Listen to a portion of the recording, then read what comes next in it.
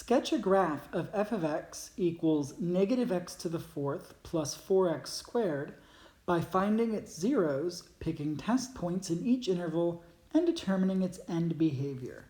First, we'll find the zeros by setting the function equal to 0.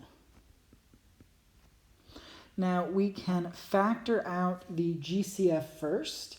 And the GCF is x squared, but I'm actually going to pull out a negative x squared to make things look a little nicer. That gives us leftovers x squared minus 4.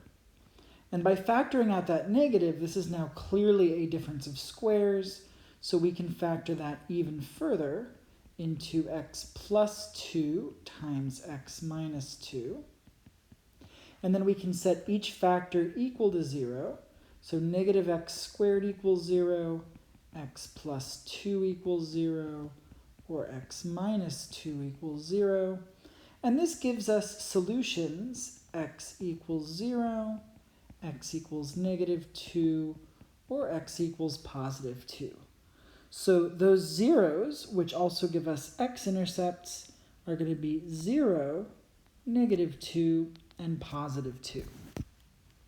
Now, we also want to pick test points in between these intervals to figure out if the graph's going to be above and then below, or below and then above, or above and above, or below and below. So, if we pick positive 1 and negative 1, that will give us the information that we need. So if we evaluate our function at positive 1, it's going to be the opposite of 1 to the fourth plus 4 times 1 squared. It's going to be negative 1 plus 4, which gives us positive 3. And then when we plug in negative 1, we end up getting the exact same thing. Because when you take a negative to the fourth power or a negative squared, it becomes positive. So we're also going to have 3 for our y value. So we're going to have negative 1, 3 and positive 1, 3, which means that we're going to be above the x-axis on both of these intervals. Now we need to look at the end behavior to see what happens as x approaches infinity. Will y approach positive infinity or negative infinity, and what will happen on the left? Now, for this, we have to just look at the leading term, which is negative x to the fourth. Because it's an even degree, that means we're either going to be going up in both directions or down in both directions. And because the leading coefficient is negative, that means that we're going to be going down in each of the directions.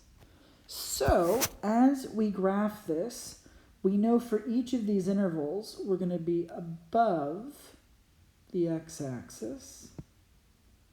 And then on both of the outsides, we're going to be going down. Y is going to approach negative infinity. So, it's going to be something like this. This is our graph f of x equals the opposite of x to the fourth plus 4x squared. And again, there's only so much accuracy that we have here. We have the intercepts being accurate, and whether we're above or below the x-axis. However, we don't know that these are actually the maximum points. It could go even higher first and then go down, or it could be going higher here and then down. We don't really know that. Again, we need calculus for that. So right now, we can only get some accuracy for our graphs.